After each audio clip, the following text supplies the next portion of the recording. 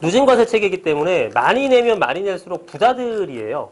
그러면 많이 내면 많이 이렇게 똑같은 사람들한테 이렇게 올라가게 되면 부담스러운데 이 사람들은 이미 부자인데, 그죠? 어떤 느낌인지 제가 뭘 얘기하는지 아시겠죠? 설명을 잘 못하고 있는데, 예. 월급 연봉이 3천만 원 사람이 있는 사람한테 월 10만 원 더 내라 그러는 것과 연봉이 300억인 부자한테 월 100만 원 내라고 하는 것은 이게 10배가 더 많지만 부담은 얘가 훨씬 더 큰 거잖아요.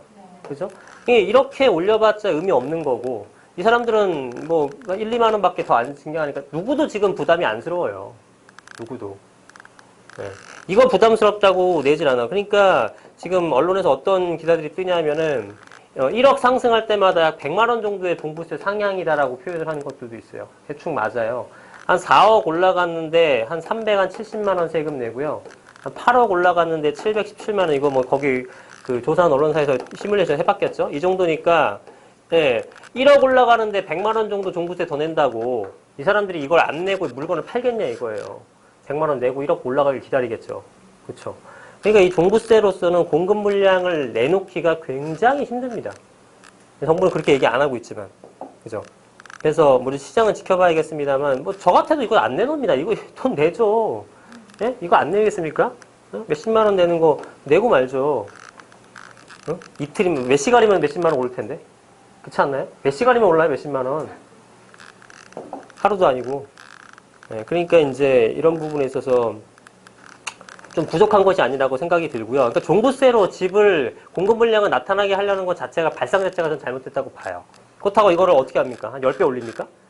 못해요. 망가져요. 이거를 10배 올리려면 방법은, 여러분 종부세는 어떤 식으로 구성이 되어 있냐면요. 이제 어떻게 설명드려야 돼? 쉽게 얘기해서 과세표준이라는 걸 구하고요.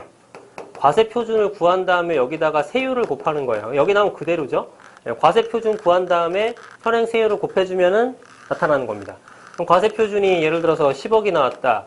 그럼 세율이 이건 뭐 한 2%다 라고 한다면, 예를 들어서 그러면 10억에 2%면 2천만 원 정도 나고 이런 식이거든요. 그래서 세율은 어차피 딱 정해져 있는 거죠. 그럼 과세표준만 구하면 되는 거예요. 근데 이 과세표준은 어떻게 구하냐면은 공시가격, 이게 주택 공시가격이죠. 여기서는 주택 공시가격에다가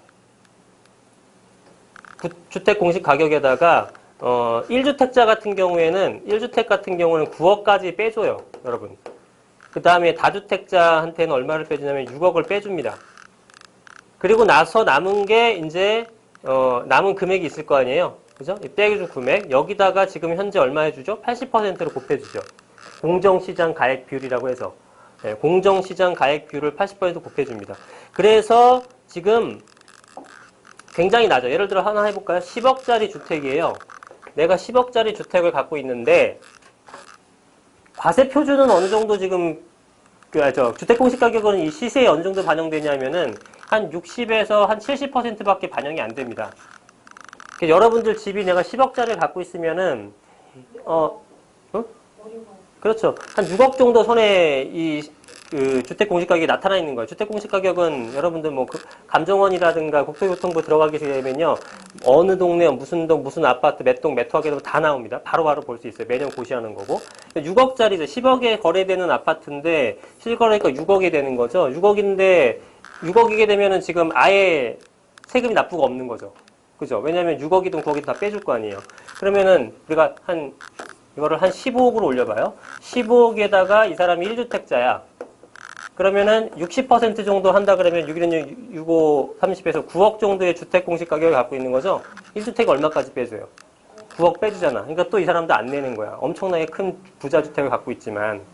그래서 예를 들어서 막 20억 정도 갖고 있다라고 하게 되면은 그러면 12억 정도 잡히잖아요. 주택 공시 가격이. 여기서 9억을 빼줘. 그러면 3억 남죠?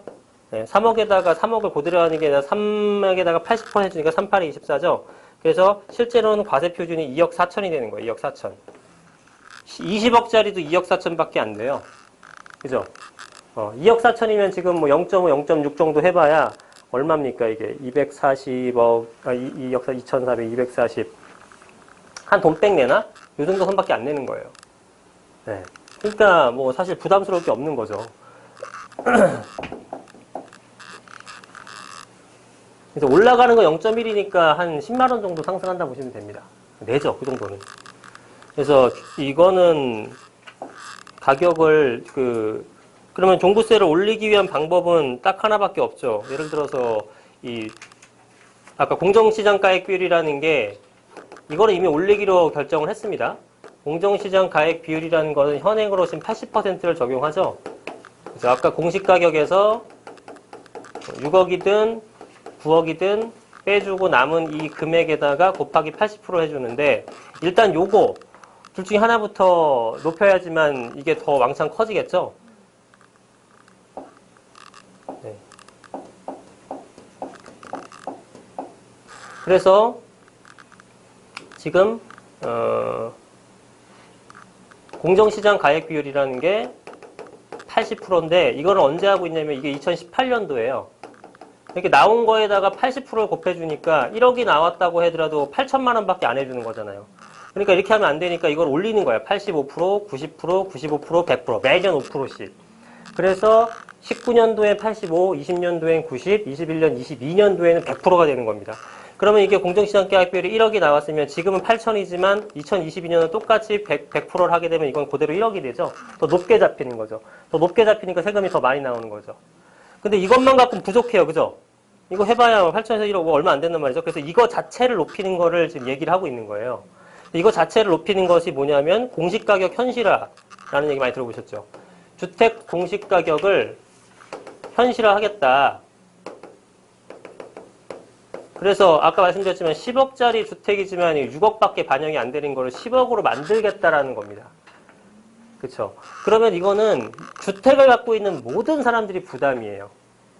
왜냐하면 우리는 종부세만 하고 있지만 재산세라는 거는 여러분들이 뭐 진짜 그렇게 시골 마을에 농가주택 하나를 갖고 있더라도 재산세는 다 납부를 합니다. 금액이 얼마가 됐던. 그러니까 재산을 갖고 있는 사람한테 무조건 부과하는 세금이에요. 자동차도 자동차세 납부하는 것처럼. 갖고 있는 사람 모든, 종부세는 부동산 부자들만 납부하는 세금이죠. 일정 기준 넘어간 사람한테 징벌적인 걸로 좀 더 내는 형태가 되지만 재산세는 다 내는 거죠. 근데 재산세나 종부세나 과표 기준액의 기준점이 되는 건 주택 공시가격이에요. 그래서 이걸 높이게 되면은 모든 국민이 세금이 높아지는 겁니다. 굉장한 조세 저항에 직면할 수 있는 거예요. 그죠? 네. 당연하죠. 나는 잘못한 게 없는데 자기 재산이 올라가. 그리고 종부세 안 내고 재산세만 내는 소위 서민들은 아까도 말씀드렸지만 조금만 올라가도 부담스럽단 말이에요. 그러니까 이거 현실화시키는 게 그렇게 만만치 않은 문제긴 해요. 네, 그래서 이걸 왕창 올려서 이걸 왕창 올린다? 모든 국민이 힘들어지기 때문에 종부세는 한계가 있는 제가 볼 때는 제도 같아요. 그러니까 제도가 나쁜 게 아니라 이걸로 공급 물량을 나타나게 되겠다가는 힘들다는 거죠. 잘 생각해 보시면 자, 이게 종부세로 인해 물건이 나오려고 그러면 어떻게 되느냐면 종부세가 부담스러워서 매도를 하려고 한다면 당연하겠지만 내가 나중에 양도할 때의 양도 차익보다 현재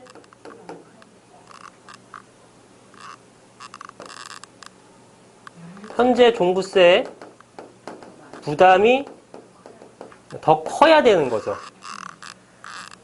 그러면 지금 1년에 1억 오르는 게 기본인데 종부세를 1년에 1억 이상 거둘 거냐 이거예요.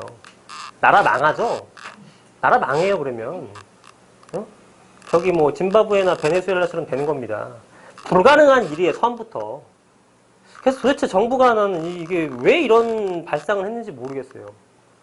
세금을 왕창 걷는 거는 성공했을지 모르지만 이걸로 과연 이 공급 물량을 나타나게 할 의도였는가가 의심스러울 정도로 이걸 몰랐다면 그것도 문제고요. 알고 있다면 더 큰 문제고. 예. 당연하잖아요. 양도 차익이 현재 종부세 부담보다 더 크다면 보유죠. 무조건 기다리는 거죠. 그래서 물건이 나오기를 기다리는 건 이번 대책으로서는 제가 볼 때는 좀 어불성설입니다. 예, 나오기 힘들다라는 거죠. 가격이 올라가는. 그러면은 그래서 공급 대책이 중요하다고 얘기하는 건 뭐냐면 시장에다가 엄청난 시그널을 줘야 돼요. 어떤 시그널을 줘야 되냐면은 니네 절대 앞으로 부동산 가격 안 올라. 절대 양도차익 이제 안 오를 거야. 왜냐면 양도 차익이 지금처럼 주면 1년에 1억 이상 오르는 것들을 종부세로 잡지는 못해요. 그죠? 그래서 얘네들은 양도 차익을 볼지 못하도록 최대한 이거를 절대 부동산 가격 이제 안 오를 걸 이런 시그널을 주고 종부세는 매년 부담되니까 니네가 결국 팔아야 될 거야. 이런 목적인 것 같은데요. 그러면은 양도 차익을 줄이기 위해서는 대표적으로 할 수 있는 일이 이제 공급 정책밖에 없는 거예요. 공급 정책밖에. 공급을 많이 해줘야지만 양도 차익이 이제 시장에서 수요보다 공급이 많아지면서 가격이 떨어지는 거거든요. 근데 과연 이게 성공하려면은 엄청난 물량을 서울의 요지에다가 찔러주는 수밖에 없습니다. 그쵸? 그래서 이번 대책이 어느 정도 선에서 나오는 것도 중요하지, 물량도 중요하지만 어디에다가 만들어낼지가 제일 관건이 되는 겁니다. 그 어디에다가 나올지가 제일 관건이 되는 거예요. 그래서 이 종부세는 그런 내용을 갖고 있다라고 보는 거죠. 이거는 3주택자와 조정대상 2주택자들. 네, 디테일한 내용은 뭐 여러분 아셔도 집에 가면서 다 까먹으시니까 안 할게요. 네. 몇 주택자 하는 거는 그 부부라도 각자 이렇게 계산하는 개인입니다, 개인. 종부세는 개인별이에요. 남편 하나 갖고 있고 부인 하나 갖고 있으면 다 1주택이에요. 해당 없어요. 네. 이거는 개별적 합산입니다. 개인적, 개별적 합산이에요. 주택만 해요? 아니면 토지는? 주택만. 토지는 별도 계산이죠. 토지는 또 토지끼리 합산해 계산하는 거예요. 네. 네. 토지가 더 많으신가? 토지는 얼마 이상이어야 종부세 내는 거예요? 토지도 이제 별수 합산 토지냐 합산 과세 토지냐가 또 나눠집니다. 그것끼리 또 분류해갖고 계산하는 거예요. 네. 그렇게 상가는 어떻게 돼요? 상가. 아, 오늘은 주택만 하자고요. 네. 그거 언제 다 합니까? 시간 벌써 30분 지나갔는데. 네. 자, 그리고 조정대상 지역 외 2주택, 고가 1주택에 대한 세율 인상. 자, 조정대상 지역이 아니면 2주택자. 그죠? 외 2주택 및 고가 1주택에 대한 세율 인상. 세율 인상을 수정안은 어떻게 했냐면 0.2에서 0.7% 인상을 했다. 그 다음에 과표가, 특이한 점은 이거죠. 과표가 하나 신설됐다라는 거. 옛날에는 6억 원까지, 6억 원 미만이면 다 똑같았어요. 근데 지금은 6억을 두 개로 잘라가지고 3억 원 이하와 3억에서 6억짜리를 바꿨죠. 예. 그래서 요거는, 바뀌었다라는 것만 아시면 됩니다. 근데 종부세는 제가 말씀드렸지만 시장에 미치는 영향력이 작고, 우리가 사실 종부세 대상에 거의 속하지 않잖아요. 그러니까 넘어갈게요. 예. 그러니까 부담은 없을 것 같다라는 그 결론만 말씀드리겠습니다. 이거는 상식으로 좀 알아두세요. 이거는 뭐냐면, 이 세부담 상한선이라고 있습니다. 세부담 상한선. 이게 뭐냐면 작년에 예를 들어서 내가 보유세라는 거는 당연히 보유하고 있을 때 내는 세금이죠. 취득세는 뭔가요? 취득할 때 내는 세금. 양도세는? 할 때 내는 세금이죠. 보유세는 내가 갖고 있는 기간 동안에 내는 세금이거든요. 그래서 여러분들 취득세는 아까 말씀드렸던 이 과세 표준이라는 게 취득세는 보유세처럼 공시지가로 하는 게 아니죠. 주택 공시가격으로 하는 게 아니죠. 얘는 뭐냐면 취득가액으로 하는 거예요. 그죠? 양도세는 뭘로 하나요? 양도가액으로 하는 거죠. 네. 양도가액 기준이 되는 거죠. 그래서 취득세나 양도세는 이런 것들로 하는데 보유세는 왜 주택 공시가격으로 하느냐? 당연히 뻔하죠. 취득세는 실제로 거래가 오갔잖아요. 계약서가 있죠. 그걸 갖고 취득가격이 확실하게 드러나는 거고, 양도도 마찬가지고 양도가격이 정확히 드러나죠. 근데 내가 보유하고 있는 기간에 계약서를 써야 안 써요? 그럼 뭘로 세금을 내야 돼? 없죠. 그래서 그거 세금 매기려고 정부가 조사를 해서 공시가격이라는 걸 만든 겁니다. 그래서 보유하고 있는 세금인 종부세라든가 재산세 같은 건 공시가격, 나머지는 실제 취득가액 원칙주의이기 때문에 실제 취득한 금액, 실제 판 금액으로 하는 거예요. 그럼 우리 증여세 같은 거는 어떻게 할까요?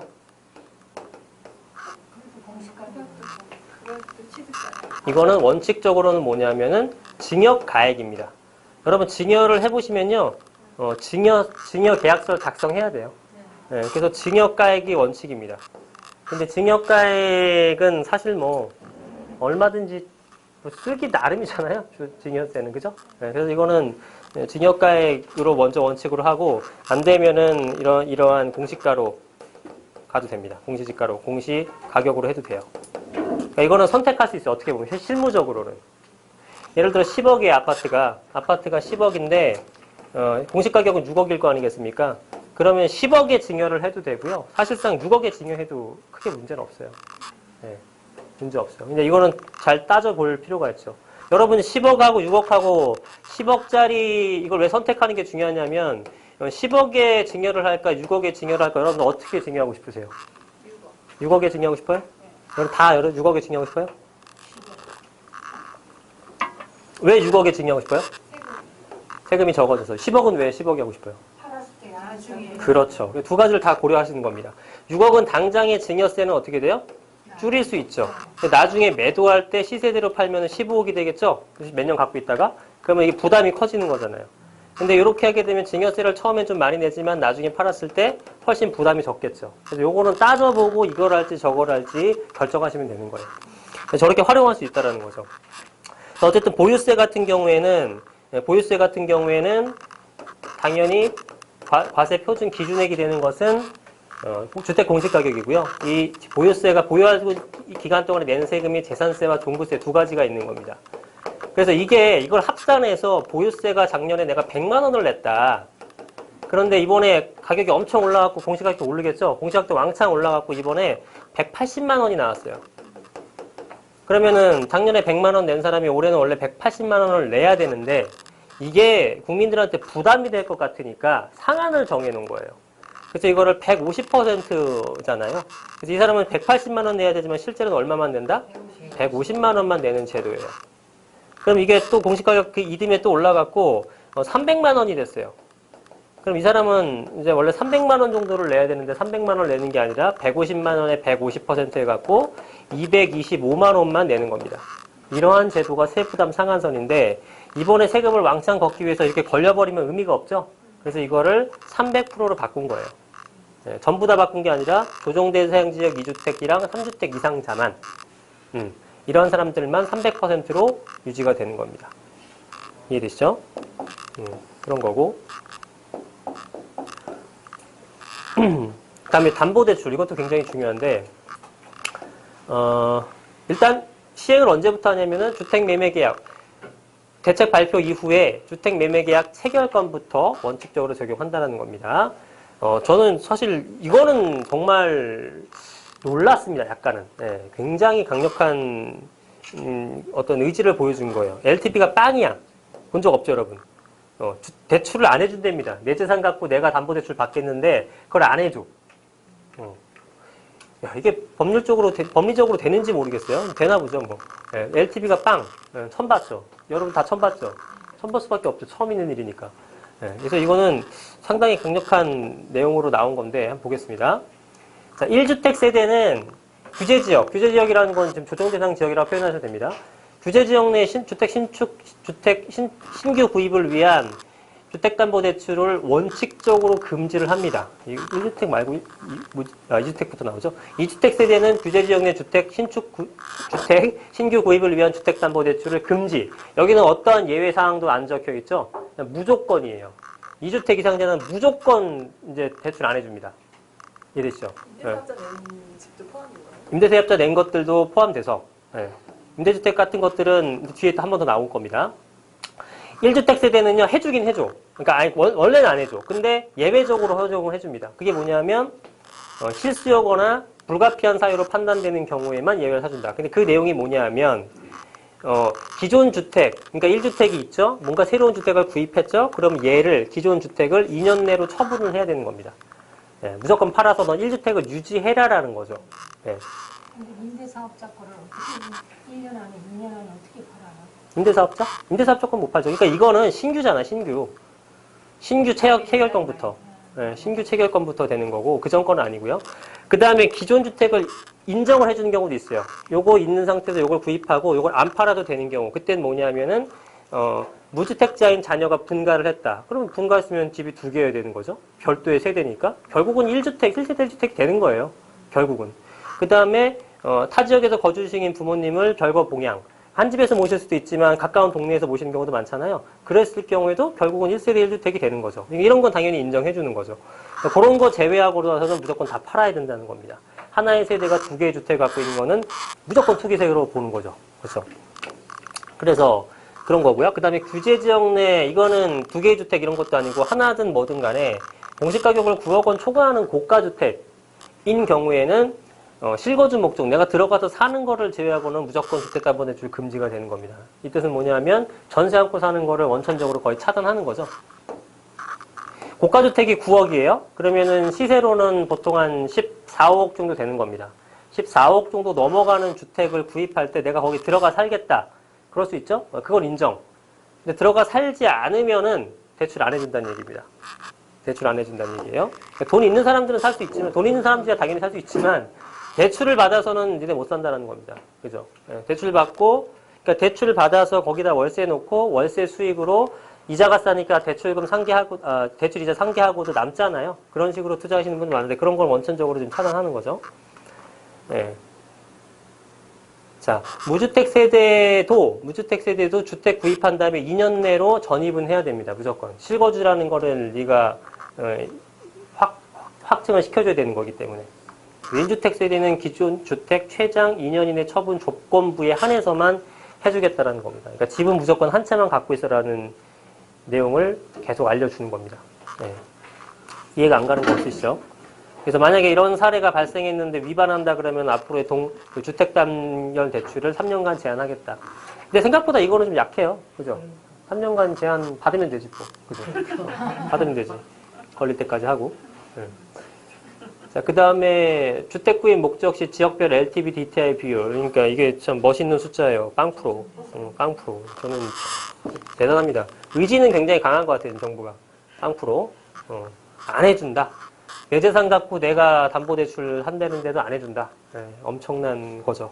이걸 줄이는 거는 봤어도 없애는 거가 참 저게 법리적으로 되는지도 궁금합니다, 진짜로. 주택 말고 다른 거 사는 대출이 되는 건가요? 상가나 토지나? 지금 이번에 주택 관련만 나온 거니까 다른 것들은 제한이 없으면 그거는 그냥 나타나는 거죠. 기존의 법으로 그대로 움직이는 거죠. 다음에 1주택 보유세대라도 규제지역 내 실주요 목적 주택 구입에 어려움이 없도록 신규 주택담보대출 허용. 현행 무주택 세대와 동일한 LTV DTI 비율 적용. 실수요자 보호 방안입니다. 아까 나왔던 걸 다시 한번 정리한 건데요. 자, 이거 볼게요. 이게 뭔 얘기냐면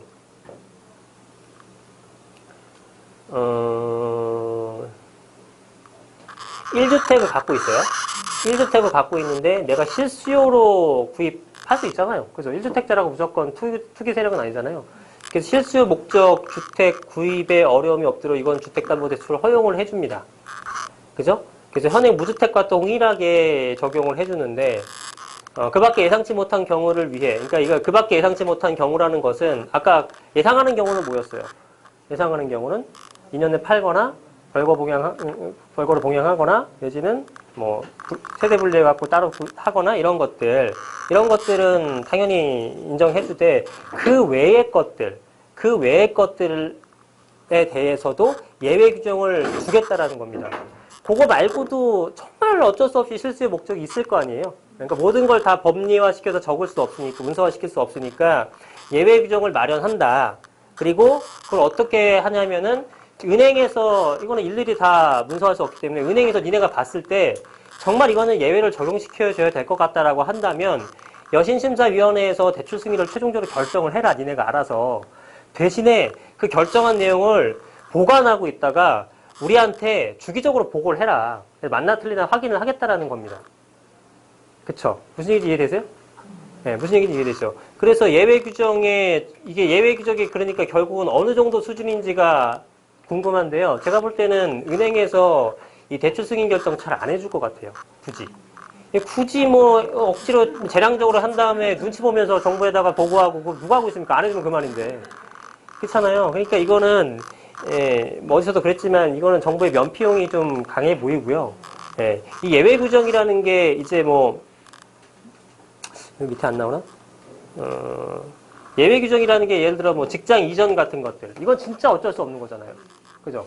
이런 것들은 인정을 받는데 예를 들어 학군에 따라서 학군 이전 같은 것들. 이런 거는 또 안 해줄 거예요. 그래서 이거는 안 가도 그만이라고 보는 거죠. 근데 이거 사실은 좀 웃기잖아요. 그죠? 자녀들 교육 잘 시키려고 내가 이사 가고 싶은데 대출 좀 안 해주는 것들이기 때문에 실무적으로는 굉장히 답답한 경우도 많을 겁니다. 그래서 보시면 이런 내용인데 기존 주택의 매각 필요하다. 원래 해주는 것들에 공식적으로 해주는 것들은 기존 주택을 2년 내로 처분해주게 되면 대출해주겠다라는 것들 이런 거죠. 그 다음에 결혼했다, 동거 병행했다 이런 것들은 당연히 인정을 해주는 거고요. 부득이한 사유로 인해 규제지역에서 이사하는 경우 여기 대충 나와 있네요, 그죠? 부득이한 사유가 어떤 걸 있냐면 근무상 형편, 학교 취약, 그 다음에 1년 이상의 치료나 요양을 필요로 하는 질병 또는 요양, 그러니까 좀 아픈 사람들, 그 다음에 학교 폭력으로 인한 전학, 이런 것들은 부득이한 사유로 보고 인정해주겠다라는 겁니다. 근데 이거 잘 봐야 돼요. 근무상 형편인 거지, 이게 사업상 형편으로 나오잖아? 이것도 안 해줍니다. 사업상으로 하는 건 또 재량이잖아, 자기가. 안 가도 그만이고. 근무상은 부득이하게 내가 받은 내용이지만, 어떤 내용인지 아시겠죠? 이거 공인중개사 시험이 잘 나오는 거예요. 내가 기억을 하는데, 이 근무상 형편인 것들은 회사에서 그러니까 간 거고 어쩔 수 없는 거고, 사업성이라는 거는 내가 인위적으로 한 거잖아요. 자연 저걸로 한 거, 재량껏 한 거니까 이런 것도 인정을 안 해줍니다. 그래서 요런 것들에 대해서만 이제 인정을 해주겠다라는 거죠. 그 다음에 기존 주택을 보유를 인정해 주는 거. 보유를 인정해 주는 것들은, 자녀의 분가라든가, 서민층 내집 마련 목적으로 규제지역 부모와 동일세대 구성하는 서민층이 내집 마련 목적으로 규제지역에서 주택 지어 신규로 취득하는 경우 세대 분리, 그 내용이죠. 세대 분리해 갖고 집을 구입하는 내용들. 결국은 1주택이니까 인정해 줄 수밖에 없는 내용인 거고. 이건 1세대 2주택이라 볼 수도 없죠. 이런 형태들. 그 다음에 부모를 거주지 근처로 전입시켜서 봉양하는 경우, 뭐 이런 것들. 자, 이런 것들만 인정해주고 나머지는 다 인정 안 해줬다는 얘기입니다. 이거는 한 보실 때, 만약 실제로 지금 내가 이런 상황에 걸린다면 다시 한번 보셔야 됩니다. 아까도 말씀드렸지만 여러분들 여기서 아무리 설명 들어봤자요, 집에 가시면 뭐 듣긴 들었는데 뭔 내용인지 기억 하나도 안 나요. 그러니까 이런 내용이 있다 정도만 생각하시고, 이런 비슷한 사례에 걸리면, 그때 그랬던 것 같은데, 그러면서 다시 한번 찾아보셔야 돼요. 맞는지 틀리는지.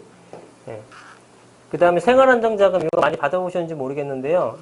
이제 생활안정자금으로 빌릴 수가 있는데, 이것도 지금 이제 2주택 이상한테는 10%씩 강화된 LTV 적용을 합니다. 좀 덜 빌려주겠다라는 얘기가 되는 거예요.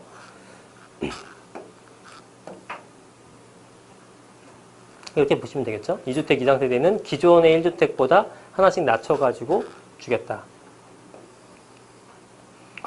왜 그러냐? 지금 주택 구입 목적 등으로 유용하지 못하게 하기 위해서입니다. 생활안정자금이라고 빌려놓고 지금 집을 구입하죠.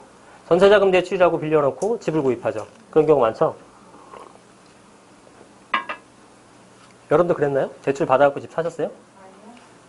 저는 왕창 빼서 집 구입했거든요. 전세자금까지 싹 다 빼서. 지금 사는 집은 전세예요. 사는 집은 좀 멀리 가 있고, 몰빵은 다 서울에서 하는 거죠. 자, 어쨌든 그래서 어디까지 했나? 그래서 주택을 추가 구입하지 않겠다는 약정을 체결합니다. 놀랍지 않아요? 그러니까 이거 대출 받을 때는 서약서를 하나 써야 돼요. 약정서를. 나는 절대로 이거 갚을 때까지 이걸로 인해서 집을 사지 않겠습니다. 하는 걸 써서 들어서 안 빌립니다. 진짜 치사해서. 그죠? 이것까지 써야 돼요.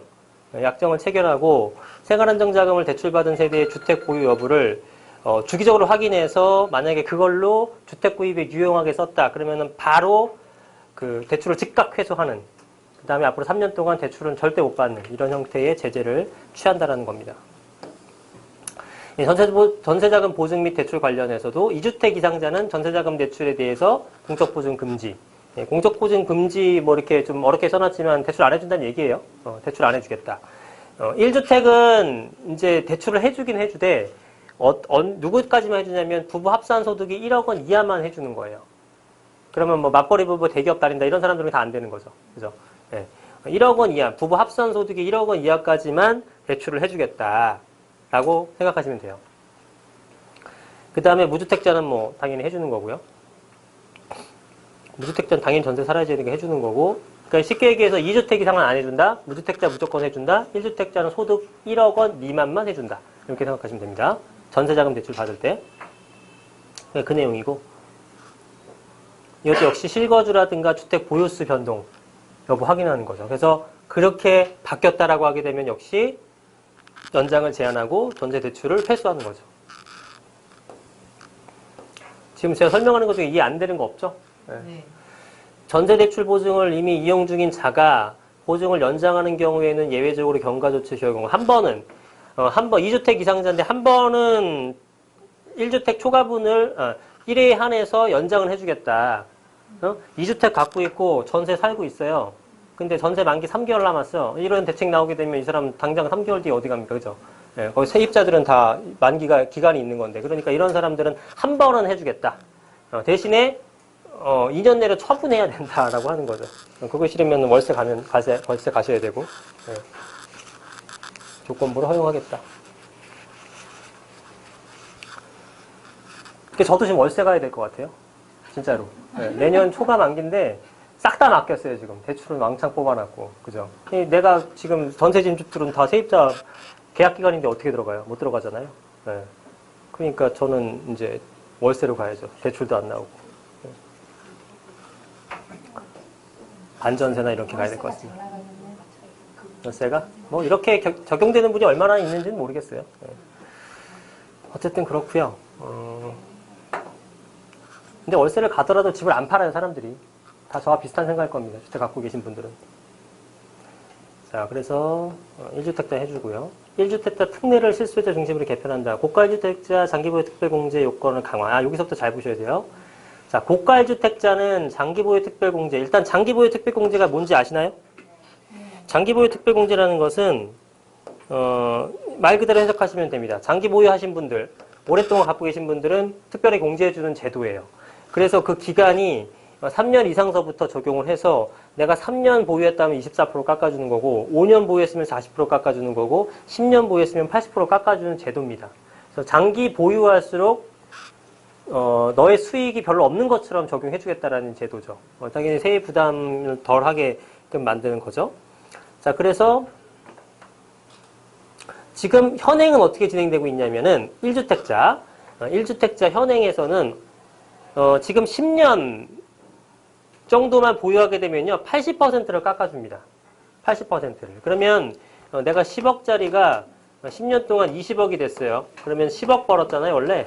그럼 10억에다가 이제 계산해갖고 세금을 계산해야 되는 건데 이거를 2억만 번 걸로 계산한다는 거죠. 80% 깎아줬기 때문에.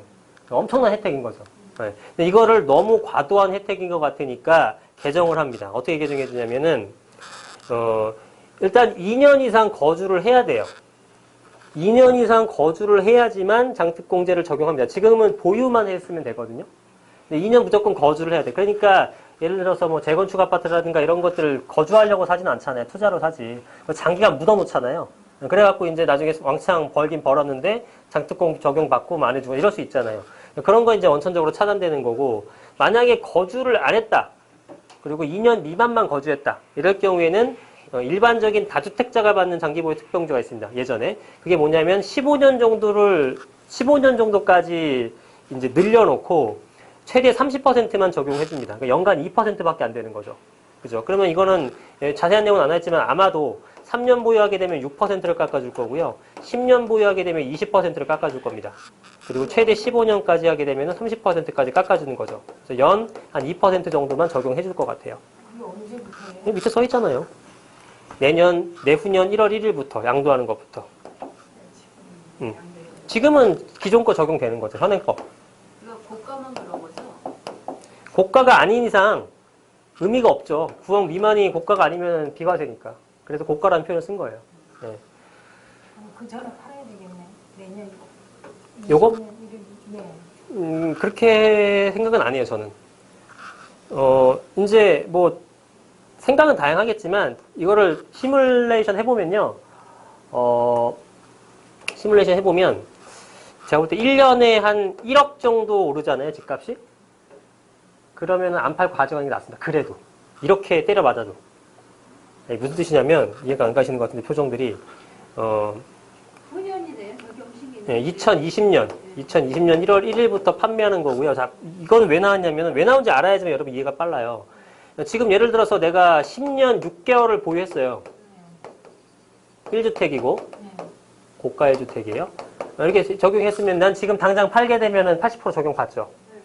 근데 이 제도가 갑자기 딱 나왔어. 그러면 갑자기 나는 20%밖에 못 받죠. 그죠? 80% 받다가 20% 받는 거잖아요. 세금 몇 억을 더 두드려 맞는 거잖아요. 그죠? 굉장히 억울하죠.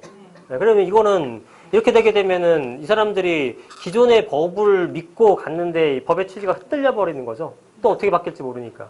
그래서 이런 경우에는 보통 유예 기간을 주는 겁니다. 그래서 네가 19년도 12월 31일까지는 기존 거대로 할 테니까 얼른 팔아. 근데 너 만약에 유예 기간에 안 팔게 되면 그때부터는 무조건 이거 적용할 거야. 이렇게 되는 거죠. 그래서 이 사람들은 따져봐야죠. 따져봐야 되죠. 10년 이상 보유하고 이런 사람들은 이제 갖고 계는 게 나을지 내년까지 파는 게 나을지 계산해 보면 되는데 제가 볼 때는 한 2억 정도만 더 올라주면은요.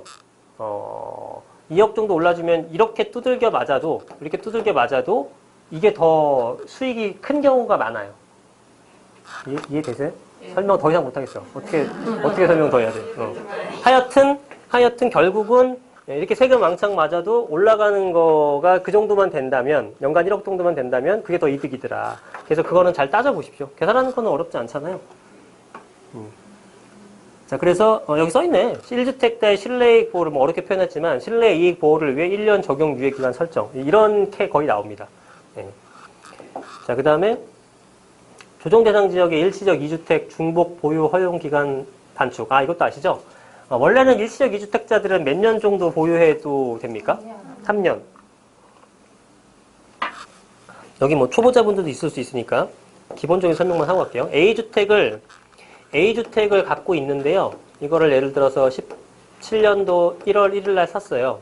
그러면 이걸 사고 나서 B주택을 구입을 했습니다. 이거는 18년도 뭐 9월 1일 날 구입했습니다. 그럼 이걸 구입하고 나서 3년 이내에 B주택이 아니라 기존주택을 매매할 때요. 3년이라는 기간이니까 21년도 8월 31일까지겠죠. 요 기간 내에, 요 기간 전에 A주택을 매도를 하게 되면은 비록 매도 당시에 주택이 2개지만 하나로 보고 비과세를 해주겠다는 제도입니다. 그래서 요 기간이 3년이었잖아요. 이제 앞으로는 어떻게 된다? 2년입니다. 2년. 근데 이것도 나 3년인 줄 알고 난 15년도 1월 1일 구입했고요. 그 다음에 이거 16년도 짠. 이거 하나 예를 들어볼게요. 내가 13년도 4월 5일 날 구입했어요. 그 다음에 14년도 7월 8일 날 구입했어요. A주택 구입, B주택 구입. 그죠?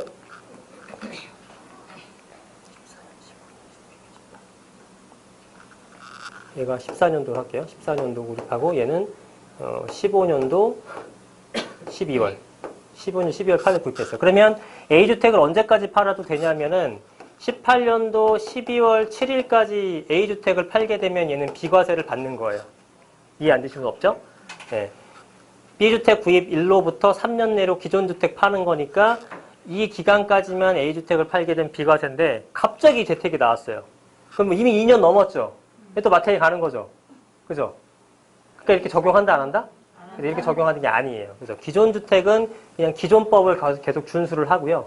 이것들은 이 법 나온 이후에 구입하는 것들부터 2년을 적용하는 겁니다. 그렇죠? 예. 그래서 그 내용이 나오죠? 대책 발표 새로 취득하는 주택부터 적용하는 거고요. 이 새로 취득한다는 기준은 대책 발표 전에 매매 계약만 체결해도 인정받는 겁니다. 그죠? 9월 1일 날 매매 계약 체결하고 10월 5일 날 잔금이라고 해서 9.13 대책 이후에 취득한 걸로 보지 않는다는 뜻이에요. 그죠? 이것도 역시 보호하기 위해서죠. 9.13 대책 나오기 전에 내용 모르고 샀는데 그러면 그 뭐 취소하라는 거냐 뭐냐 안 되잖아요. 그 전에 매매 계약을 체결하고 계약금을 지불까지 한 경우. 근데 계약금 지불이라고 표현한 거는 왜 했을까요? 매매 계약 체결만 쓰지 않고. 뻔하지 뭐. 그쵸. 가짜 계약서 막기 위해서죠. 날짜 바꾸는 건 일도 아니잖아요. 오늘 써놓고도 9월 1일 날 썼다고 할 수 있잖아요.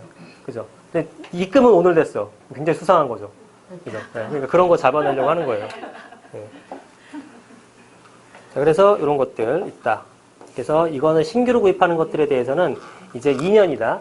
이제 여러분 생각할 거는 또 뭐 있냐면은, 다 그런 게 아니다. 뭐만?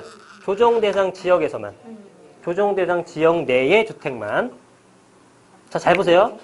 조정대상 지역 일시적 2주택자는 신규주택 취득 후 2년 이내에 종전세 양도세 비과세인데요. 조정대상 지역 내에서만이에요. 법은 있는 그대로 해석하시면 됩니다. 자, 조정대상 지역에 종전주택이 있는 상태에서 조정대상 지역에 신주주택을 취득한 자, 이 사람만 2년이에요. 조정 대상 지역이 아니고 조정 대상이 있고 이러면은 2년이 또 아닌 거야. 3년인 거예요. 네? 조정 대상 지역은 하나는 조정 대상 지역이 아니고 하나는 조정 대상 지역 내예요. 그러면 이거는 이 사람은 3년이라고 계속 적용받는 거고 외면 당연히 안 받는 거고 하나라도 조정 대상 지역 외에 있으면 이건 일시적 2주택을 3년으로 본다로 해석하는 게 맞는 거겠죠. 그죠? 조정 대상 지역에서 조정 대상 지역을 또 샀다. 그럴 경우에는 2년.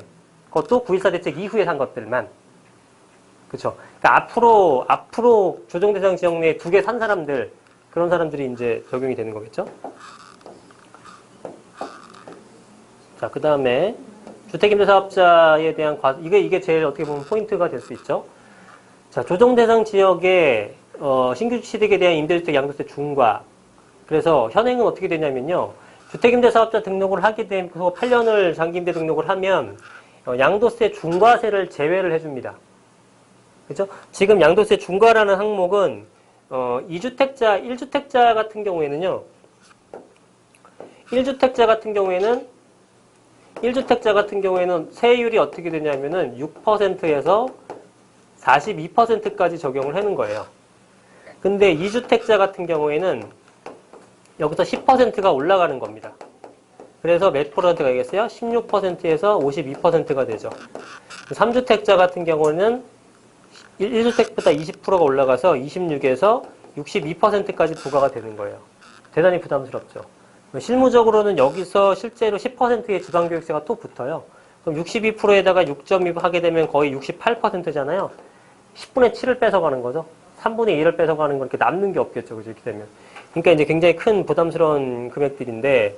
양도소득세는 가구별, 세대별. 그럼 남편하고 합해서 합쳐서. 계산하는 거죠? 양도세는 다른 합쳐서. 세금은 다 인별이고. 아니요. 다른 세금이라기보다 종부세 같은 경우는 인별이고, 취득세는 개인별, 그 다음에 종부세도 개인별, 재산세도 개인별, 그 다음에 소득세는 이제 양도소득세는 세대별, 그 다음에 일반 소득세 있죠. 우리가 임대소득세 같은 것들. 그거는 부부 합산별.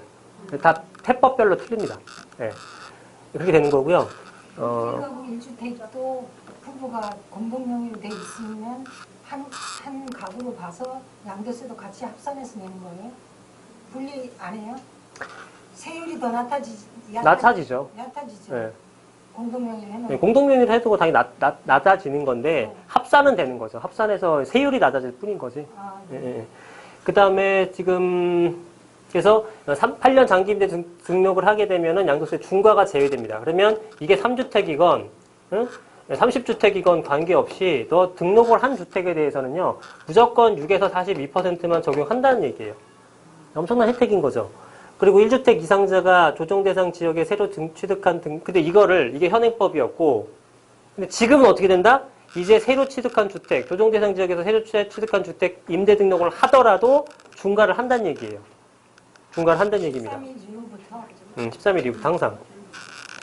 그래서 이제 앞으로는 주택임대사업자 등록을 해봐야 사실 주택임대사업자 등록을 우리가 정말 세입자들을 위해서 나라를 위해서 이렇게 애국적으로 하신 분 없잖아요. 내 재산 지키려고 하는 건데 이거 안 해준다면 이제 안 하겠죠. 그래서 이런 부분이 있다라는 거. 그 다음에 아래 보시면 종부세도 사실은 원래는 어떻게 했냐면 현행에서는 8년 장기임대 등록하면 합산을 배제해줬어요. 사실상의 종부세 비과세를 해줬단 말이죠. 그죠? 그런데 이걸 어떻게 했냐면 이제 종부세도 합산을 과세하겠다라는 겁니다. 그래서 두 가지 양도세 중과와 종부세 합산 배제라는 엄청난 혜택을 뺏어가 버린 겁니다. 그쵸?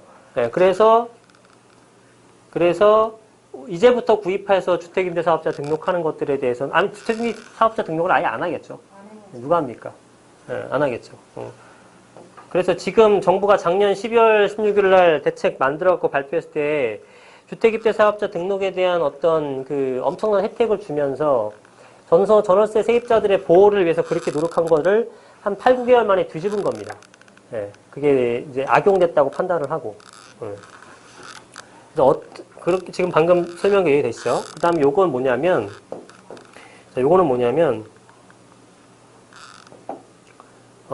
주택임대사업자 등록에서요, 이거 여러분 잘 모르실 것 같은데, 시행령이 다 틀려요. 특례법 97조 3조 5조인데, 등록임대주택에 대해서 양도세 감면을 해주는데요. 주거 전용 면적이 85제곱미터 이하인 것들, 그 다음에 수도권을 벗어난 게는 100제곱미터 이하 기준 해가지고 10년을 임대하게 되면 양도세를 아예 100% 면제를 해주는 제도가 현행 있습니다. 언제까지 있냐면은 18년도 12월 31일까지 적용이 돼요. 한시법이에요. 내년에는 없어지는 법이에요. 근데 이게 원래 17년도 12월 30일 날 마감이었어요. 근데 1년을 연장한 겁니다. 당시만 하더라도. 왜? 주택임대사업자를 계속 늘려야 되니까. 지금 완전히 좀 바뀌어버렸지만. 그래서 어쨌든 올해까지는 적용이 됩니다. 조특법으로 해가지고 97년도 그때 네. 취등록세 면제, 네. 양도세 면제, 농특세 20%, 뭐 이것만 있는 그런 주택이 그런 거예요. 그런 거랑 똑같은 거죠. 그거는 그대로 가죠. 예전 건 다 그대로 가는 거야. 예, 새로 해갖고 없애는 건 없어요. 예, 다 있는 거고요. 그래서 18년 12월 30일까지 취득을 하고 취득일로부터 3개월 내에 임대 등록하는 사람들, 3개월 내에도 지켜줘야 됩니다. 3개월 내에 임대 등록하는 사람들에 대해서 준공공임대 10년짜리를 하는 사람들에 대해서는 100% 양도세 면제를 해주는 거예요. 10년 동안 오른 세금 하나도 안 받겠대요. 괜찮죠? 할만하지 않아요? 할만하잖아. 100% 면제인데. 그렇지 않아요? 근데 이 100% 면제에 대해서는요, 별도의 내용이지만 오늘 내용하고 이 면제 부분에 대해서는 이 양도세 부분에 대해서 이제 감면이죠, 한마디로. 이 감면내게 되면은 감면세액에 대해서 일부의 세금을 냅니다. 감면세액의 20%를 농어촌 특별세를 내게 돼 있어요. 그래서 실제로는 20% 낸다. 그러면 계산했더니 어쩌고저쩌고 해서 한 5억 올랐어요. 그래서 세금을 계산했더니 뭐 한 1억 5천 나왔어. 그죠? 그러면 1억 5천을 다 감면해 주잖아요. 그럼 1억 5천에 대한 20%인 3천만 원을 납부를 해야 된다는 얘기예요. 그죠? 그래도 뭐 엄청나죠. 자, 그렇다. 그 다음에 장기보유 특별공제는 50%, 그 다음에 70% 이렇게 해주는 거예요. 자, 70% 장기보유 특별공제도 해주고요. 8년에서 10년 미만 임대했을 경우는 50% 해주고 10년 이상 임대하게 되면 70%를 해준다는 얘기예요. 이게 왜 의미가 있는지 아시겠어요? 어차피 100% 면제해 주는데? 모르죠? 그냥 할게요. 자, 5억 올랐어요. 그랬더니 1억 5천 정도가 계산됐어요. 그냥 계산의 편의를 위해서 우리가 30% 정도 세금이라고 해보죠. 5억을 차익을 벌었더니 1억 5천 세금을 받았잖아요. 근데 이걸 100% 면제를 해줬단 말이에요. 어차피 세금 안 내. 근데 농특세 얼마 낸다? 20%. 그래서 얼마? 3천 냈잖아요. 근데 이거를 적용해줘. 그럼 얘가 얼마야? 1억 5천이 아니라 5억이 아니라 1억 5천만 번게 되죠? 그럼 여기서 30% 하게 되면 어떻게 돼요? 4,500만 번 거죠? 그럼 여기서 100% 깎아줘도 농특세 얼마밖에 안 내요? 900밖에 안 내는 거죠. 적용하는 게 더 유리한 거죠. 100% 감면이라 하더라도. 그죠? 그래서 이걸 최대한 활용하고 나서 감면 받는 게 나은 거예요. 이해돼요? 이거 얘기한 사람 한 명도 없을 때 지금까지? 장부금을 받은 다음에 100%를 하는 게 낫다는 거지. 그럼 옛날에 단기 3월 30일 이전에 단기로 한 건 어떻게 돼요? 3월 30일 이전에 단기가 뭐야? 그거는 그대 인정받죠. 단기는 어차피 여기에 적용이 안 되고요. 이건 장기 임대주택 10년짜리만. 10년짜리만. 그럼 지금 그 단기를 장기를 못 바꿔줘? 바꾸셔도 돼요. 바꿔도 네, 돼요? 바꿔도 돼요. 올 안에? 근데 늦었죠. 취득하고 3개월 이내니까.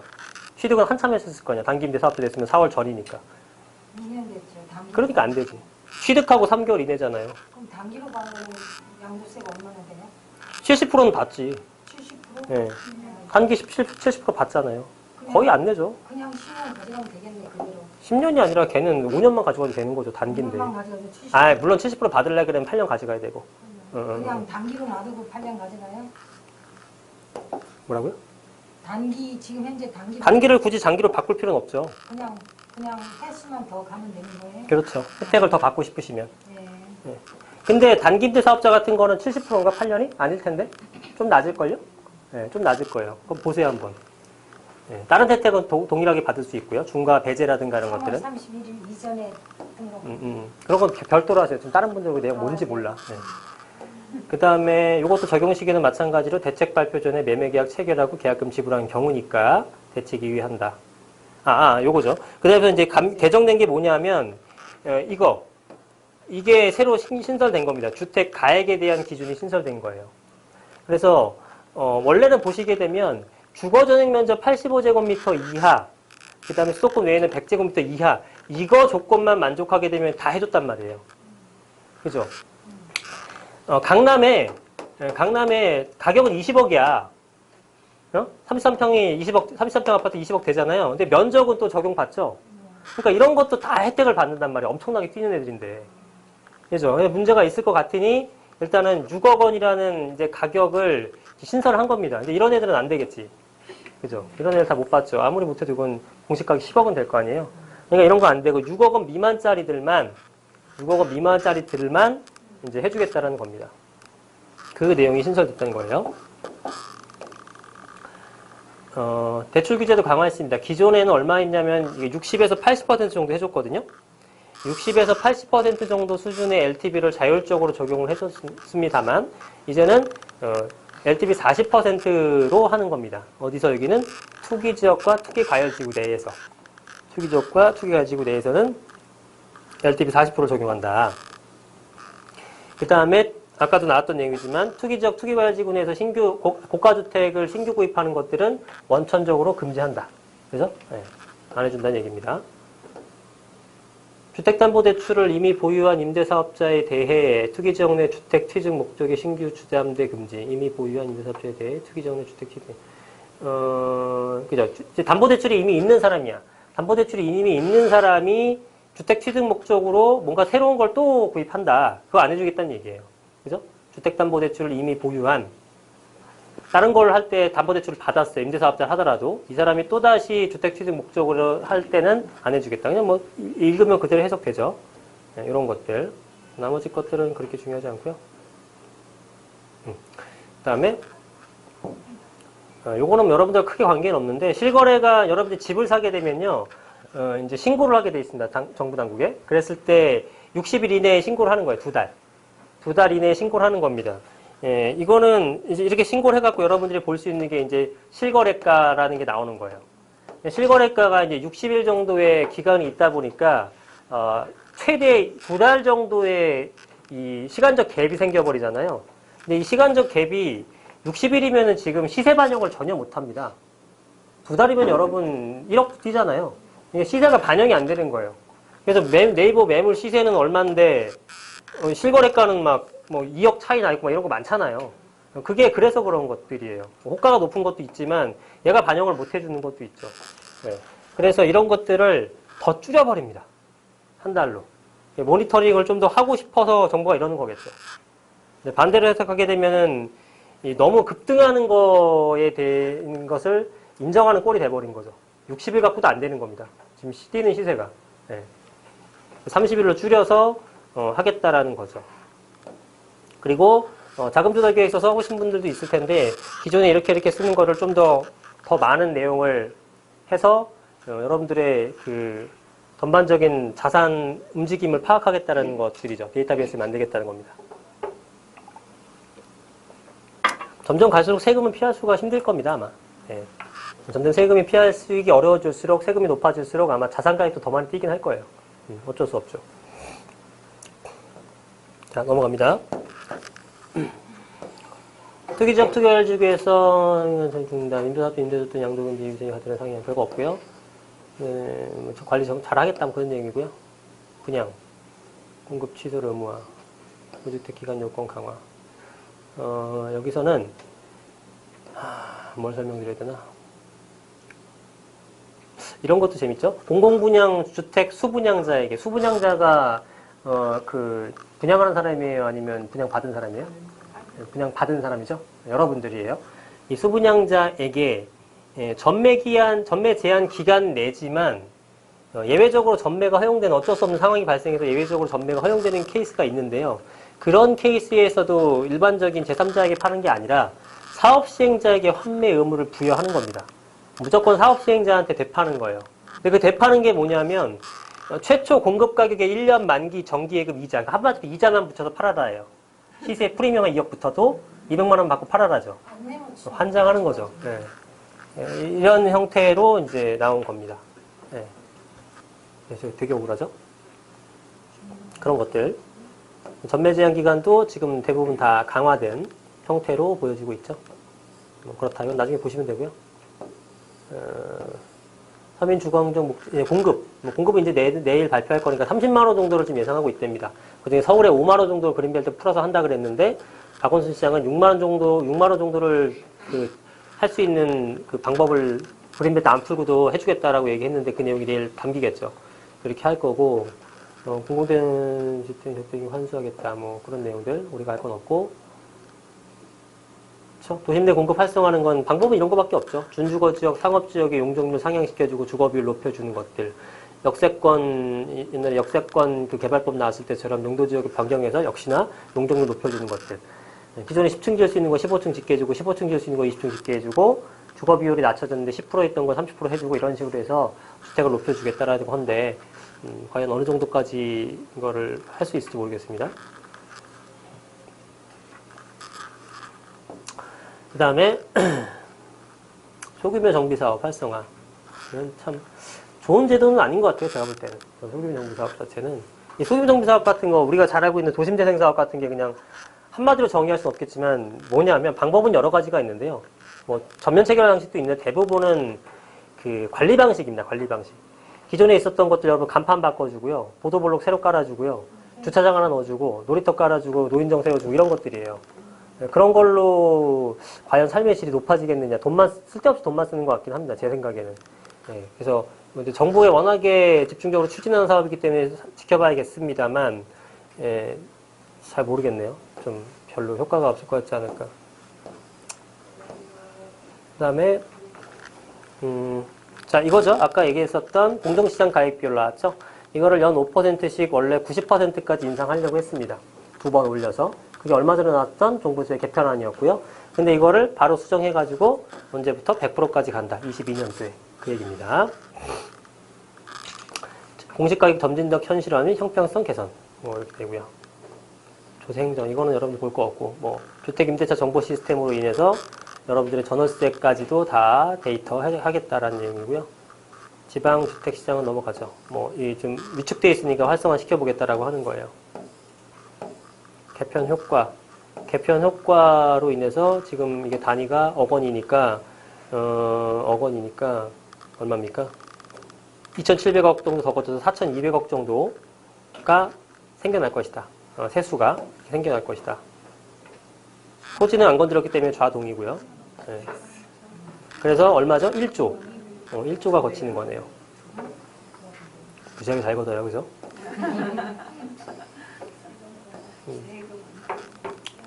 기업을 운영하셨으면 진짜 잘했을 것 같은데.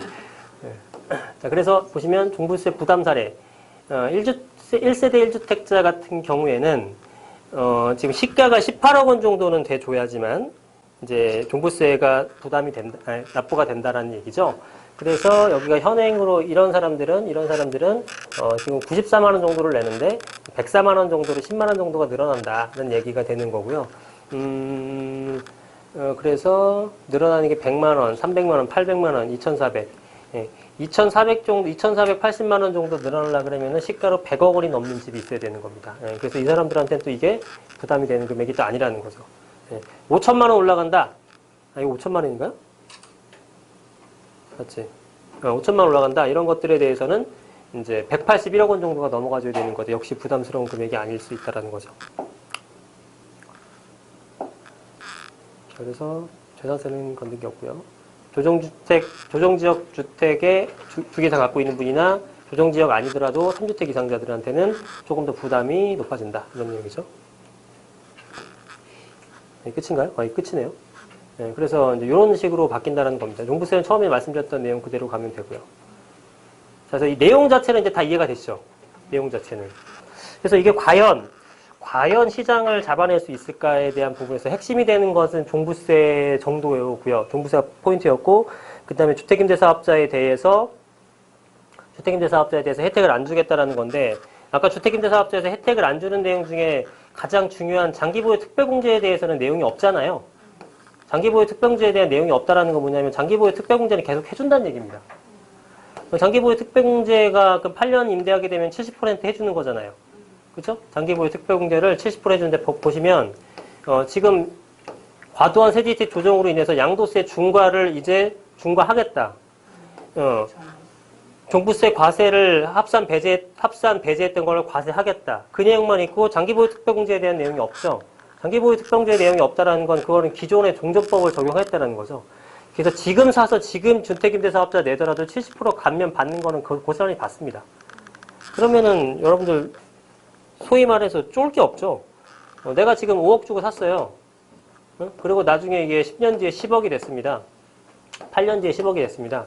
그러면은 중과세예요, 이 사람은. 임대사업자 내도. 임대사업자 내 중과세인데 내가 5억의 차익을 벌었잖아요.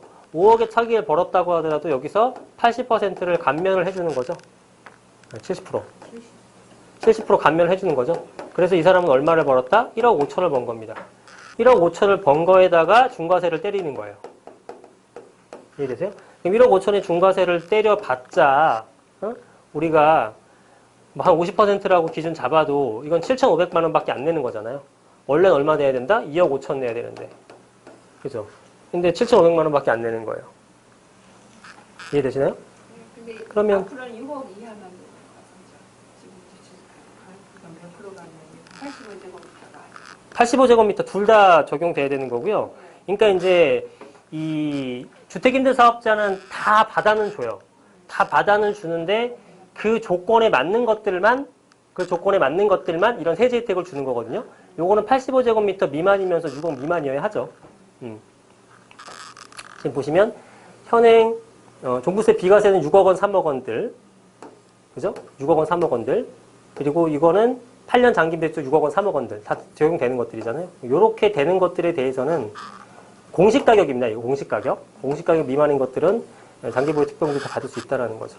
그러니까 사실은 이번에 임대주택에 대해서 해제 혜택이 줄었다고는 하더라도 그렇게 우리가 표면적으로 느낄 만큼 그렇게 강한 건 또 아닌 거예요. 결국은.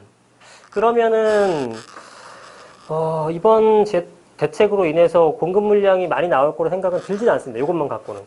그러면 내일 발표하는 공급주택 공급 물량이 이제 좋은 지역에다가 많이 나오는지에 따라서 시장이 형성될 건데 만약에 내일 생각보다 미흡하다. 그럼 가격 또 뜁니다. 또 뛰지 않겠어요? 네. 그러니까 똑같죠. 작년 파리 대책도 그렇고 그 전에 대책도 그렇고 나올 때는 잠깐 숨 죽여요. 그렇잖아요. 숨 죽였다가 시장 보고 나서 별거 없네? 이러면 또 사는 거예요, 사람들이. 역시. 뭐 이러면 또 사는 거죠. 내년이 된다. 내일 또 생각보다 그렇게 대책이 세지 않으면 추석 이후에 적어도 뭐 한두 달 지난 다음에 또 올라가는 현상이 생기지 않을까 생각이 들어요. 물론 올라가는 폭이 오래 가진 않겠지만 작년 파리 대책은 안 그랬습니까? 작년 파리 대책 저도 진짜 떨어진 줄 알았어요. 하도 세게 나와서. 근데 딱 2달 있다가부터 다시 또 뛰기 시작했잖아요. 올해 엄청나게 뛰고. 그죠? 그래서 보시면 이번 대책도 역시나 엄청나게 준비해서 했는데 시장에 영향력이 미미하다 그러면 또 내성이 생기는 거죠, 사람들은. 그래서 또 살 수 있다는 겁니다. 그리고 근본적으로는 서울의 집값 자체는요, 계속 올라갈 수밖에 없다고 판단을 해요, 저는. 왜냐하면 떨어질 이유가 없지 않아요? 떨어질 이유가 없다. 네. 왜? 집이 모자르니까. 집이 모자른데 집을 제공할 수가 없는 거죠. 그러니까 올라가는 거죠, 당연히. 어쨌든 그렇고.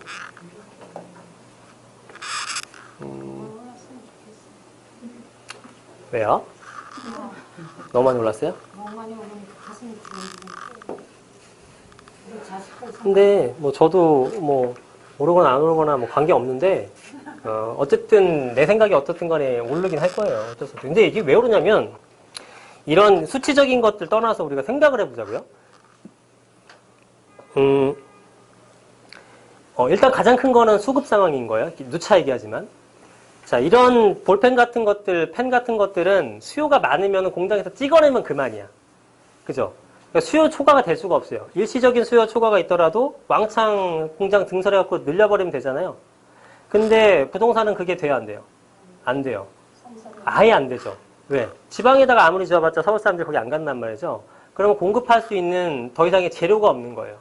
그래서 사고 싶은 사람은 점점 늘어나고 있죠. 그러니까 당연히 일단 가격이 안 잡히는 거고, 그 다음에 더 중요하게 생각할 거는 심리적으로 여러분이 집을 갖고 있든 안 갖고 있든 전 잘 모르겠지만 집을 갖고 있는 사람 입장으로 생각을 해보자고요. 포인트는 뭐냐면은 이런 것도 있어요. 거래량 맨날 얘기하거든, 사람들이. 거래량. 그러니까, 야, 니 맨날 올랐다고 하는데, 이제 주장하시는 분이 얘기하는 게, 거래량이 맨날 없다, 이 얘기하거든요? 거래량이 없는 거는 상관이 없어요. 봐봐요. 예를 들어서 한 7억 정도 하는 아파트가 있었어요. 근데 이게, 거래량은 딱 한 건밖에 없었어. 근데 이게 8억 됐어요. 네? 8억 됐습니다. 야, 8억, 7억이지만 7억에서 8억 됐다. 주장하는데, 야, 그 뭐 거래량은 뭐 얼마나 했었냐? 하나밖에 없었잖아. 이게 유지가 되겠어라고 하는데요. 내가 집을 갖고 있는 사람이라면은 이 8억에 이 거래가 되는 순간요. 8억 밑으로 절대로 안 내놓습니다. 그게 한 건이건 10건이든 관계없어요. 단 한 건만 돼도 이거는 최저 가격으로 형성이 되는 거예요, 이미. 거래량이 그렇게 중요하지가 않아요, 실무적으로는. 네? 이게 막 거래가 많아야지만 실제 시세에 반영되는 다른 상품하고 다르다니까요. 왜 판매하는 사람들은 갑의 위치에 있는 거예요. 사실상 지금 같은 경우에는. 매도자가 우위 시장이잖아요. 8억이라고 하면 8억 밑으로는 안 팔아. 급할 것도 없고. 그죠? 그러면 이게 한 건이 됐건 뭐가 됐든 이게 실거래가 나오면은 이거는 최저가로서 최대 이제 8억 플러스 알파로 금액이 나오는 거야. 그 다음 애들은. 이게 물량이 많아야 되는 게 아니에요. 근데 반대로 8억짜리가 7억이 된 케이스. 8억인데 이게 7억으로 누가 급해갖고 급매로 팔았다. 그러면은 생각해보세요. 시세가 8억이었어. 누군가 옆집에 있는 사람이 급하다고 7억에 팔았어. 사업이 망해서. 돈이 급전이 필요해서. 아, 그렇구나. 그러면 나는 이제 6억 9천에 팔아야지. 손 들어보세요. 한 명도 없어요. 그런 사람은. 그죠? 그러니까 이 내려가는 거에 대해서는 이거는 급매 처리 끝. 그냥 아무 반영 없어요. 영향력이 없어. 시장에. 다시 이걸로 회복이에요. 근데 올라가는 거에서는 이 사람들이 7억에서 8억으로 갔다. 그럼 8억이 최저가가 되는 겁니다. 그럼 그냥 내가 집을 갖고 있는 사람을 생각해보면 편하잖아요. 근데 이거는 수치화돼서 나타나질 않죠. 똑같은 가중치를 두고 해석하게 되면은 이게 올라가지 않아야 되는 것 같지만 실제 실무에서는 그렇게 적용되는 게 아니에요. 네. 한번 올라가면 끝나는 거지. 내려가는 거는 그렇다고 내가 싸게 내나요? 절대 안 내놔. 내가 급해 내놓지. 그렇잖아요. 그래서 이 가격이 떨어지기 위해서는 이렇게 가격이 떨어진 집들이 굉장히 많아야지만 떨어지는 거죠. 그래서 올라가기 쉬운 거고요. 떨어지기 어려운 거예요, 부동산은. 부동산 개론에서 이 하방 경직성이라는 표현을 쓰는 게 아래쪽으로 내려가기 어렵다라는 그런 의미잖아요. 이게 왜 이런 부동산에서 이런 표현을 쓰냐면은 올라가기 굉장히 쉬워요. 한번 올라가면 그게 최저 가격이 되니까 사람의 심리는. 근데 떨어지는 거는 넌 떨어졌구나. 나는 모르겠다. 이렇게 되는 거죠. 왜? 손실 회피 경향이 있기 때문에. 그러면 실제로 가격이 올라가는 거는 굉장히 쉽죠. 한 건만 거래되면 되기 때문에. 근데 떨어지는 건 어려운 것은 올라갈 때는 한 건만 돼도 인정받아요. 근데 이건 다수의 건이 인정돼야지만 인정을 받는 거예요. 떨어질 때는. 자, 왜냐? 8억짜리 집이 있는데 이게 7억이 됐어요. 당연히 이 사람이 사업이 급해서 한 건에 거래가 됐습니다. 근데 거래가 되고 나서 여러분들 다 물어봤지만, 여기 뭐 시청하신 분들 다 보셨지만, 8억짜리 시세에 있는 집이 누군가 옆집에 7억에 팔았다고 내가 7억에 파느냐? 절대 안 판다. 난 계속 8억에 팔 거다. 그죠? 근데 이 사람은 왜 그러면 7억에 팔았냐? 급하기 때문에. 왜 급했어요? 사업이 망했어. 사업 망함. 그죠? 그리고 또 누군가 또 7억에 팔아야 돼. 이 사람은 도박을 해서 도박에 빚이 생겼어요. 그래서 좀 급해졌어. 그죠? 그래서 누군가 이제 아들이 굉장히 심하게 아파. 아들 병원비를 대해서도 또 팔았어. 그죠? 각종 이런 사람들, 진짜 어쩔 수 없는 사람들 있죠? 이런 사람들이 다수가 있어야지만 가격이 떨어진 거야. 어느 정도 다수여야 되냐면은 이런 사람들이 한 50명 돼. 그러면 여기 이 아파트, 이 1000세대짜리 아파트를 살려는 이 대기 수요자가 있었을 거 아니에요? 대기 수요가 이거 7억에 나오게 되면 그 다음날 바로 팔려요. 왜? 대기 수요가 있으니까. 8억에는 좀 살까 말까 고민인데 7억에 나왔다면 사겠지. 이 대기 수요가 얼마냐? 40명이에요. 그러면 이거는 가격이 떨어져요, 안 떨어져요? 떨어지지, 이때는. 대기 수요 40명 다 쳐놓고 10명이 남았잖아요. 그러면 이제는 이 사람들은 8억에 못 팔죠. 떨궈야 팔리지. 그래서 여기 있는 대기 수요보다 이렇게 급한 사람들이 더 많을 경우에만 떨어지는 게 부동산 시장입니다. 근데 이 1000세대에서 이 사업 망하거나 도박을 하거나 이게 대기 수요보다 많을 수 있을 것 같아요? 정상적일 때? 이런 일은 절대로 안 일어납니다. 네버. 언제 일어나느냐? 사업이 망하는 케이스, 도박이 많은 케이스 언제예요? 경기가 안 좋을 때죠. 경기가 굉장히 안 좋을 때 언제? IMF 때나 세계 금융위기 때나 이럴 때만 이런 현상이 생기는 거예요. 그래서 그때만 부동산이 떨어진 겁니다. 그 외에는 부동산 시장 우리나라 40년, 50년 동안 한 번도 안 떨어졌어요. 반대로 다르게 해석하게 되면은 이 금융위기라는 것들, 금융위기가 오기 전에는 부동산 가격은 절대 안 떨어집니다. 서울 부동산. 왜? 싸게 내놓을 이유가 전혀 없는데? 급하게 만들어야 되잖아요. 그 급하게 만들려고 세금 왕창 두드려 매기고 금리 인상 뭐 하겠다고 하죠. 막 이러고 있는 건데요. 올라가는 게 더 많으니까 이따 이 사람들은 이런 게 안 먹혀요. 근데 어쩔 수 없이 막 이런 상황이 많이 발생하게 되면 되는 건데 이런 상황이 많이 발생하는 케이스는 이런 금융위기밖에 없더라는 거죠. 금융위기가 오지 않으면 부동산 가격이 안 떨어진다라고 해석해도 되는 겁니다. 그죠? 근데 왜 그러면 금융위기가 올까봐 못 산다. 그럼 나도 할 말 없죠. 안 오면 어떡할 거야 또. 그죠? 안 오면 또 몇 년 동안 억울했던 것도 몇 년 또 겪으셔야겠죠? 그래서 좀 사는 거예요, 일단.